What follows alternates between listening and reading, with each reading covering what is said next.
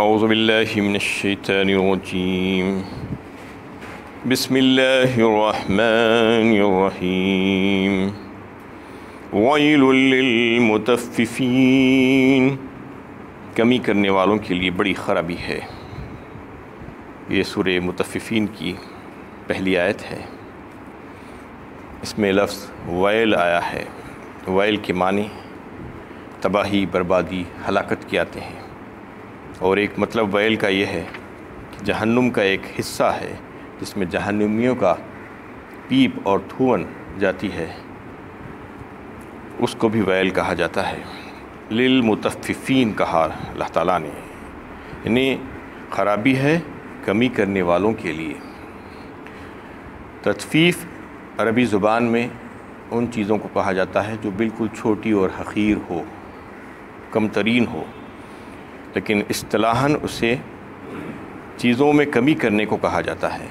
چوری کرنے کے لیے استعمال ہوتا ہے شرعی اصطلاح میں، کیونکہ چیز بڑی چھوٹی ہوتی ہے عام طور پر جس میں تطفیف کی جاتی ہے، جو چوری کی جاتی ہے وہ چھوٹی چھوٹی چیزیں ہوتی ہیں۔ ایک تاجر جب کوئی ڈنڈی مارتا ہے، چوری کرتا ہے، تو کوئی بہت بڑا جو حصہ نہیں نکالتا، 1 کلو میں سے 100 گرام 50 گرام نکالتا ہے، اور وہ بیچارے خریدار کو معلوم بھی نہیں ہوتا کہ اس کے مال میں سے چوری کر دی گئی ہے۔ تو دونوں مطلب اس میں صحیح ثابت ہوتے ہیں، ایک تو حقیر چھوٹی سی چیز، اور اصطلاحاً جو ہے چوری کو جو ہے تطفیف کہا گیا ہے۔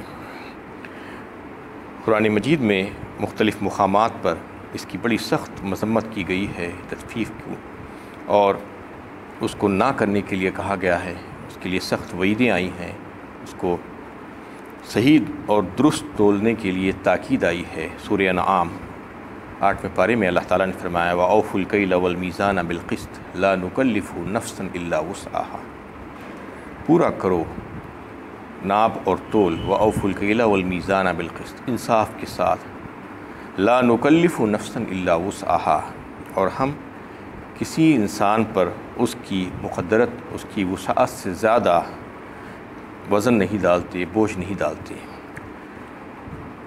وَأَوْفُوا الْكَيْلَ إِذَا كِلْتُمْ وَزِنُوا بِالْقِسْطَاسِ الْمُسْتَقِيمِ فرمایا سورہ بنی اسرائیل 15ویں پارے میں، یعنی جب تم ناپو تو پورا ناپو۔ وَأَوْفُوا الْكَيْلَ إِذَا كِلْتُمْ وَزِنُوا بِالْقِسْطَاسِ الْمُسْتَقِيمِ، اور تولو اچھے صحیح درست ترازو سے، صحیح رکھ کر تولو۔ اذا کلتم وزنوا بالقسطاس المستقیم فرما دیا۔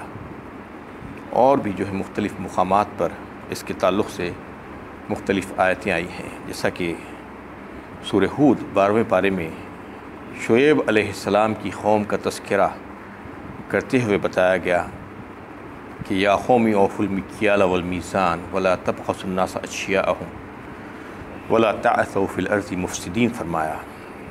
شعیب علیہ السلام اپنی قوم کو یہ تاکید کرتے ہوئے کہا کہ اے میری قوم، تم لوگوں کو پورا پورا ناپ اور تول کر دو، اور ان کی چیزوں میں سے گھاٹا مت کرو، کمی مت کرو۔ وَلَا تَبْخَسُوا النَّاسَ أَشْيَاءَهُمْ وَلَا تَعْثَوْا فِي الْأَرْضِ مُفْسِدِينَ، اور پھر فرمایا کہ زمین میں خرابی اور فساد مت پھیلاؤ، کیونکہ جب کسی کا حق مارا جاتا ہے، کسی چیز کو جس کو جو جانا تھا وہ نہیں جاتی ہے برابر، تو پھر وہاں پر فساد پھیلتا ہے۔ یہ قوم شعیب پر اسی وجہ سے عذاب آیا تھا کہ قوم شعیب میں یہ ایک بیماری تھی کہ وہ ناپ تول میں کمی کرتے تھے، اور یہ عادتاً ان کے پاس پھیلی ہوئی تھی۔ حضرت شعیب علیہ السلام جو ان کی طرف پیغمبر بنا کر بھیجے گئے تھے، وہ مسلسل ان کو تاکید کرتے رہتے تھے، لیکن اس کے باوجود وہ قوم اس کو چھوڑتی نہیں تھی۔ اس کی وجہ سے ان کے اوپر عذاب آیا۔ مختلف مقامات پر اللہ تعالیٰ نے اس کا تذکرہ فرمایا۔ سورہ رحمان میں بھی اللہ تعالیٰ نے ناپ اور تول کو پورا کرنے کے لیے بڑی تاکید فرمائی ہے۔ اللہ تطغوا فی المیزان، زیادتی مت کرو تول میں۔ اللہ تطغوا فی المیزان واقیموا الوزن بالقسط ولا تخسروا المیزان کہا، اور انصاف کے ساتھ، پورے انصاف کے ساتھ وزن کو پورا کرو۔ ولا تخسروا المیزان، اور ترازو میں گھاٹا مت کرو۔ یہ مختلف مقامات پر اللہ تعالیٰ بیان فرما رہے ہیں کہ جس کو جو حق دینا ہو وہ حق پورا دینے کی کوشش کرو۔ اور ان آیتوں میں الذین اذا اکتالوا علی الناس یستوفون واذا کالوہم او وزنوہم یخسرون، جن کا حال یہ ہے کہ جب لوگوں سے ناپ کر لیتے ہیں تو پورا لیتے ہیں، اور جب ان کو ناپ کر یا تول کر دیتے ہیں تو کمی کرتے ہیں۔ یہ جو اخلاقی بیماری تھی ان میں، اس کا پردہ فاش کرتے ہوئے اللہ تعالیٰ فرما رہے ہیں ان کے پاس ایک ہی پیمانہ نہیں ہے، بلکہ دو پیمانے ہوتے ہیں ان کے پاس، ایک پیمانہ لینے کا، ایک پیمانہ دینے کا۔ جب لیتے ہیں تو پورا لینا چاہتے ہیں، اور جب دینے کی نوبت آتی ہے تو اس میں ڈنڈی مارنے کی کوشش کرتے ہیں۔ یہ بہت ہی بری بات ہے، اس کے تعلق سے ان کو روکا گیا ہے، مذمت کی گئی ہے، منع کیا گیا ہے۔ یہ کام اگر آپ دیکھیں تو آج جو تجارت پیشہ لوگ ہیں ان میں بہت پایا جاتا ہے، عام طور پر ٹھیلا بنڈی والوں میں، ٹھیلا بنڈی والے جو آج میکینیکل یعنی ترازو استعمال کرتے ہیں ابھی بھی، تو اس میں زیادہ تر اکثریت ایسی ہوتی ہے کہ ڈنڈی مارتے ہیں۔ 1 کلو لیں آپ تو 800 گرام 900 گرام دیتے ہیں آپ کو۔ اسی طریقے سے پیٹرول پمپس وغیرہ پر بھی میٹرز میں سیٹنگ کر کے رکھتے ہیں، اس میں سے بھی 50 ml 100 ml مار لیتے ہیں۔ یہ تمام چیزوں کی سخت مذمت کی گئی ہے، اور راست طور پر اللہ تعالیٰ نے اس سے روکا ہے اور کہا ہے کہ انہیں وزن کرنے میں برابری کرو، ناپ اور تول میں ترازو کو صحیح رکھو، درست رکھو۔ یہ اگر نہیں کریں گے تو ان کے لیے بڑی سخت وعیدیں ہیں، اور دیگر بھی جتنے بھی تاجر حضرات ہیں ان کو اس بات کا لحاظ ہونا چاہیے کہ اللہ تعالیٰ نے ان کو حکم دیا ہے کہ تم جو قیمت لے رہے ہو وہ قیمت کے عوض تم ان کو ان کا مال پورا دے دو، ورنہ یہ جو ہے بہت برا ہوگا۔ اور اللہ تعالیٰ پھر سوال کر رہے ہیں، الا یظن اولئک انہم مبعوثون، کیا وہ یہ نہیں سمجھتے کہ ایک دن انہیں اٹھایا لایا جائے گا، یعنی محاسبہ اعمال کے لیے ان کو اٹھایا جائے گا، لیوم عظیم، اس دن جو بڑا ہی سخت ہوگا، بڑا عظیم دن کہا اس کو اللہ تعالیٰ نے۔ کیوں؟ فذالک یومئذ یوم عسیر علی الکافرین غیر یسیر۔ سورہ مدثر 29ویں پارے میں اللہ تعالیٰ نے فرمایا کہ وہ دن بہت بڑا ہوگا، بہت کٹھن ہوگا، بہت مشکل ہوگا اس دن، اور کافروں پر آسان نہیں ہوگا، مومنوں پہ آسان ہوگا، کہ اس کی جو مقدار ہوگی وہ 50,000 سال کے برابر ہوگی کافروں کے اوپر۔ بڑا بھاری دن ہوگا وہ جو ہے، فی یوم کان مقدارہ 50,000 سنہ فرمایا اللہ تعالیٰ نے۔ تو فرمایا جا رہا ہے کیا ان کو یقین نہیں ہے اس بات کا کہ وہ ایک دن اٹھا کر ہمارے حضور کھڑے کر دیے جائیں گے؟ تمام لوگ یوم یقوم الناس لرب العالمین، اللہ رب العالمین کے سامنے کھڑے ہوں گے، اولین اور آخرین، انسان اور جنات سب کو لا کر کھڑا کر دیا جائے گا، اور پھر ان سے باس پرس ہوگی اور ان سے حساب کتاب لیا جائے گا، ایک پیسے کا حساب لیا جائے گا، اور ان سے پوچھا جائے گا تم نے کیا کیا کام کیے تھے، اور پھر ان کی فیصلے کیے جائیں گے، دائمی فیصلے ہوں گے ان کے مستقبل کے وہاں پر۔ اللہ تعالیٰ پوچھ رہے ہیں کہ ایسا کام کرنے والوں کے تعلق سے یہ کہا جائے گا کہ یہ لوگ یقین نہیں رکھتے، یعنی جو یقین نہیں رکھتے وہی ایسا کام کرتے ہیں، جو یقین رکھتے ہیں وہ ایسا کام نہیں کر سکتے۔ یہ بتانا مقصود ہے یہاں پر، یعنی ان کا یہ گمان غلط ہے کہ دنیا میں جرائم کا ارتکاب کرنے کے بعد یہ یوں ہی چھوڑ دیے جائیں گے، اور جواب دہی کے لیے کبھی انہیں اللہ تعالیٰ کے روبرو حاضر ہونا نہیں پڑے گا۔ کلا ان کتاب الفجار لفی سجین، ہرگز نہیں، بے شک بدکاروں کے اعمال نامے سجین میں ہوں گے۔ وما ادراک ما سجین، اور کیا آپ جانتے ہیں وہ سجین کیا ہے؟ کتاب مرقوم، وہ لکھا ہوا دفتر ہے۔ اور پھر فرمایا جا رہا ہے کہ یہ بدکار بدعمل جو لوگ ہیں ان کے اعمال نامے کہاں پر ہوں گے؟ وہ یعنی قید خانوں کے دفتر میں ہوں گے، اور ایک لفظ آیا ہے سجین میں ہوں گے۔ اور پھر فوراً سوالیہ انداز میں پوچھا جا رہا ہے، اے نبی صلی اللہ علیہ وسلم، کیا آپ جانتے ہیں سجین کسے کہتے ہیں؟ سجین کیا ہے؟